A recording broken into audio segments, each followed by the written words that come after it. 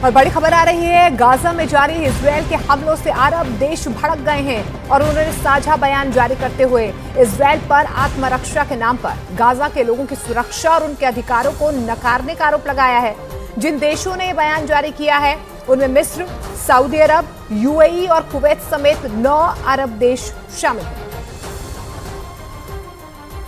जिसमें उन्होंने इजरायल पर आत्मरक्षा के नाम पर फिलिस्तीनियों के अधिकारों को नकारने का आरोप लगाया। जिन 9 अरब देशों ने साझा बयान जारी किया उसमें बहरीन, मिस्र, Jordan, Kuwait, Morocco, Oman, Qatar, Saudi अरब और यूएई शामिल है। इन देशों ने गाजा के आम नागरिकों को निशाना बनाने का आरोप लगाया और गाजा में अंतर्राष्ट्रीय कानून के उल्लंघन करने की निंदा की।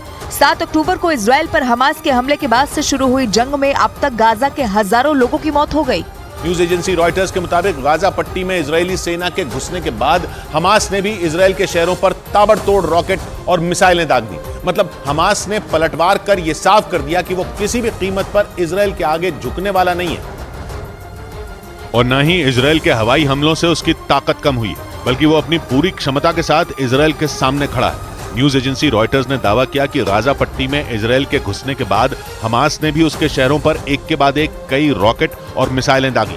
हमास की मिलिट्री विंग अल कासम ब्रिगेड ने इस हमले का एक वीडियो भी जारी किया, जिसमें रात के अंधेरे में गाजा पट्टी से घातक मिसाइलें इजरायल की तरफ बढ़ती दिखाई दी। हमास का दावा है कि उसने दक्षिणी इजरायल के इलित शहर पर लंबी दूरी तक मार करने वाली मिसाइल IS-250 दागी, जिससे वहां तबाही मच गई।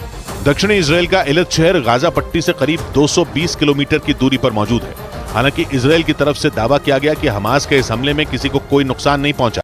मतलब हमास ने दिखा दिया कि वो जंग में इजरायल की ताकतवर सेना को चौंकाने के लिए तैयार है। रॉकेट और मिसाइलों से हमला कर उसने ये चेतावनी भी दी कि गाजा पट्टी में इजरायल से टक्कर लेने की वो पूरी तैयारी कर चुका है, ताकि हर मोर्चे पर इजरायल के सैनिकों को करारा जवाब दिया जा सके। इसी वजह से यह माना जा रहा है कि हमास और इजरायल के बीच छिड़ी ये जंग लंबी खिंच सकती है। न्यूज एजेंसी रॉयटर्स के मुताबिक इजरायल से जमीनी लड़ाई लड़ने के लिए हमास ने गाजा पट्टी में खतरनाक प्लान बना रखा है और दावा है कि हमास के पास लंबी दूरी तक मार करने वाली मिसाइलों के अलावा एंटी टैंक मिसाइल भी मौजूद है, जो इजरायल की सेना के लिए काल साबित हो सकती है। न्यूज एजेंसी रॉयटर्स के मुताबिक गाजा पट्टी में हमास के लड़ाकों ने गुरिल्ला युद्ध यानी छुपकर हमला करने की रणनीति पर भी काम करना शुरू कर दिया है। कुछ रोज पहले हमास ने दावा किया था कि खान यूनिस शहर में उसके लड़ाकों ने इजरायल के साथ गुरिल्ला युद्ध लड़ा था, जिसमें इजरायल के सैनिक भाग खड़े हुए थे। मतलब हमास अपनी तैयारी से इजरायल को चौंकाने के लिए तैयार है।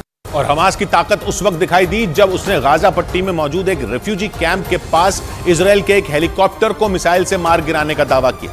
हालांकि इजरायल की सेना की तरफ से हमास के इस दावे को खारिज कर दिया गया, लेकिन फिलिस्तीन के इस चरमपंथी संगठन का दावा है कि उसके लड़ाकों ने इजरायली सेना का हेलीकॉप्टर तबाह कर उसे तगड़ी चोट पहुंचाई। सबूत के तौर पर हमास की तरफ से एक वीडियो भी जारी किया गया, जिसमें उसके लड़ाके कंधे पर रखकर हेलीकॉप्टर को मार गिराने वाली मिसाइल दागते नजर आए। हमास का दावा है कि इजरायली सेना के हेलीकॉप्टर को सेंट्रल गाजा पट्टी में मौजूद बुरेज रिफ्यूजी कैंप के पास ढेर कर दिया गया और उसे तबाह करने के लिए हमास के लड़ाकों ने जमीन से हवा में मार करने वाली मिसाइल सैम 7 का इस्तेमाल किया। उसका यह भी दावा है कि इस घातक हमले में हेलीकॉप्टर में मौजूद इजरायल के कई सैनिक मारे गए। हालांकि ये जानकारी नहीं दी गई कि इजरायल के कितने सैनिकों की मौत हुई, लेकिन इजरायल